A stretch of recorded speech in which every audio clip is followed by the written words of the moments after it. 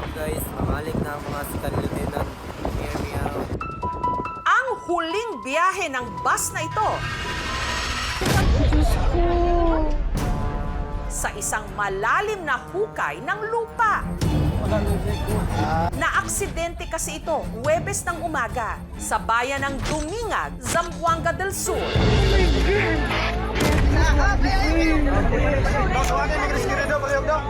Yupi ang harapang salamin ng bus, wasag ang salamin at nagkalat ang mga gamit.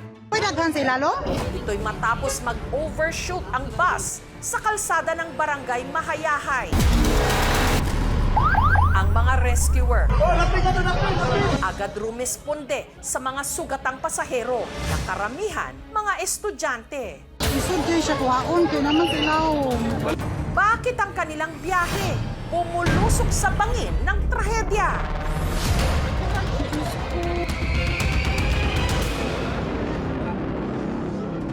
Ayon sa mga saksi, pasado alas 8 ng umaga nung nabulabog sila ng isang malakas na ingay.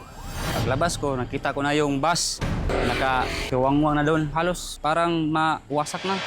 Galing ito ng Sindangan sa Zamboanga del Norte at papunta sana ng Pagadian City sa Zamboanga del Sur. Mintas wala pang mga rescuer, kami lang sa amos ang gidapatan og mga first aid. Sinaklolohan ng nasa mahigit 30 taong sakay nito, kabilang ang mag-amang Delphine at Grace. Biyaheng Pagadian City daw sina Grace nung araw na yon para sa dialysis ng kanyang tatay Delphine. Si ate po yung madalas sumama kay Papa. At nung umalis na po si ate sa Manila, ako na ang sumama kay Papa. Suwabe naman daw ang takbo ng bus nung una. Pero pagdating daw nila ng barangay Mahayahay, sa bayan ng Dumingag, nagkagulo na raw ang mga pasahero kung ang sinakyan nilang bus parang nawalan ng preno. Mabilis na po yung takbo ng sasakyan.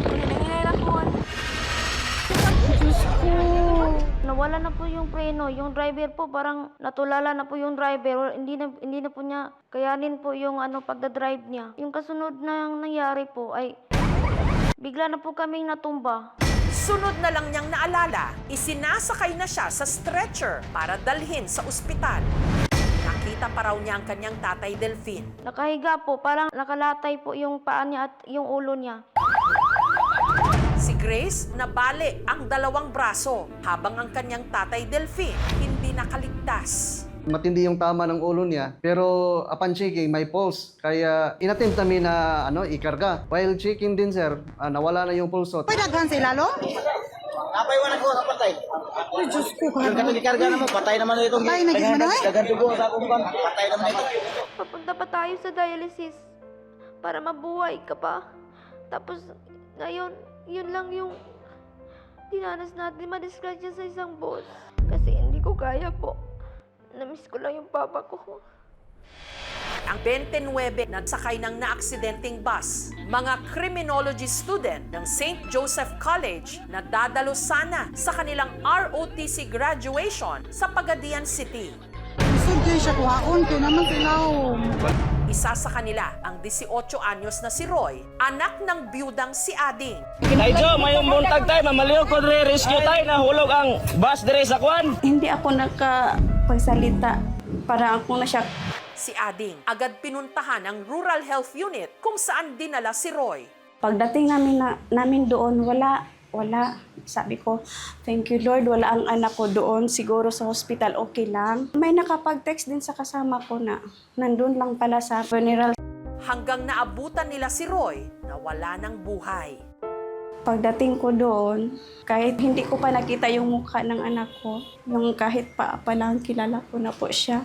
Si Ading nang hihinayang na hindi na natupad ang pangarap ng kanyang anak na maging sundalo. Sabi ko, ya, kawawa ka. Ang bait mo. Hindi ko ma-imagine po yung anak ko. Ang bait-bait ng anak ko po, sir. Oh my God! Samantala, samantala. Kasama sa mga naaksidenteng kadete, ang anak ni Generosa na si Jether. Isinugod si Jether sa ospital nung nagsuka ito ng dugo matapos magtamo ng injury sa spinal cord. Ang sakit ka, sir. Pero salamat ko sa Panginoon, sir, na buhay siya kahit may sugat siya. Kwento ni Jether sa kanyang ina, nakaidlip daw siya sa likurang bahagi ng bus at nagising na lang nung nagkakagulo na ang mga pasahero. Lingga-lingga na ang ang sakyanan, uning tindog siya dayon pagkatapos may na dungog na siyang kauban nga mga passenger nga murag nangahadlok na ba di ang giingnan niya nga kalma lang. Mabuti na lang at siya'y nakaligtas. Para ang bukog daw ng sa likod niya, inaipit daw. Nagpaabot pa siya sa result. Unsay istorya sa doktor nga, unsay ang schedule ang maghihulat nga maoperahan yun siya. Patay? Ayon sa tala ng mga otoridad, 2 ang namatay sa aksidente. 37 ang sugatan, kabilang na ang konduktor at ang driver na si Junri. Kuya. Wala to, naluspek, kaya dito sa ibabaw. Kalugir na ko, ane. Paglabyo ka na, pagbalik na ko sa man. Paglugir ka ron, kaya labyo ka ang liso. Antas na. Depensa ng driver na si Junri, may preno naman daw ang bus. Sadyang aksidente ang nangyaring pag-overshoot nung may iniwasan daw siyang tricycle. Walang ito matalaga sa akin nangyari, sir. Ang lahat ng yung aksidente na po, hindi ko po talaga yung sinasadya. Ano po, pangarap sa iyo, luluhod. At huwag pa kong babago, bigay sa iyo sa kapatawaran sa nangyari. Doon sa crime scene o sa incident site, may nakita kami doon ng mga skid marks. So meaning to say, na yung driver nag-exert ng effort na talagang i-brake. Pinailan namin ang kaso na reckless imprudence resulting to double homicide considering may 2 nasawi. Yung naman sa mga seriously injured o slightly injured, multiple physical injuries. So yun ang kaso na nifile namin doon sa driver na yun. Sinuspindi na ang lisensya ng driver ng bus. Ipinatatawag naman ng LTO o ng Land Transportation Office at ng LTFRB o Land Transportation Franchising Regulatory Board ang manager at may-ari ng kumpanya ng bus, ang Rural Transit Mindanao Incorporated. Sinubukan ng aming team na kuhanan sila ng panig pero tumanggi sila. In view of these ongoing investigations and legal processes, we deem it prudent to refrain from making public statements or participating in interviews to avoid any potential prejudice to the official findings and proceedings.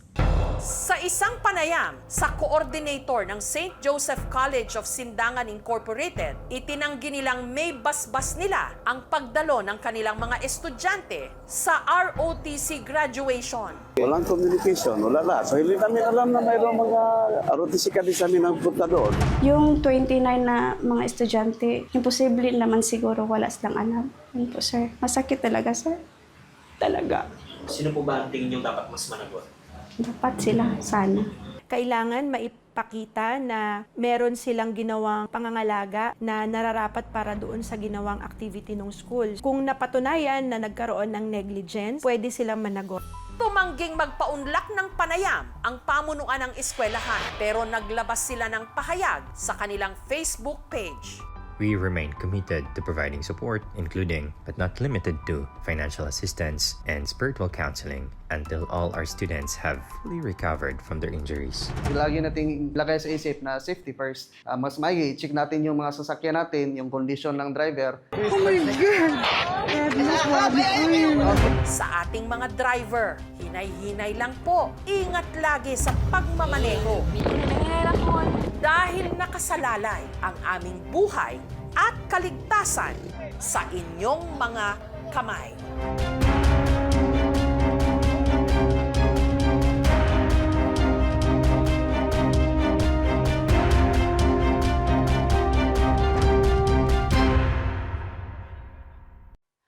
Thank you for watching, mga kapuso. Kung nagustuhan niyo po ang videong ito, subscribe na sa GMA Public Affairs YouTube channel.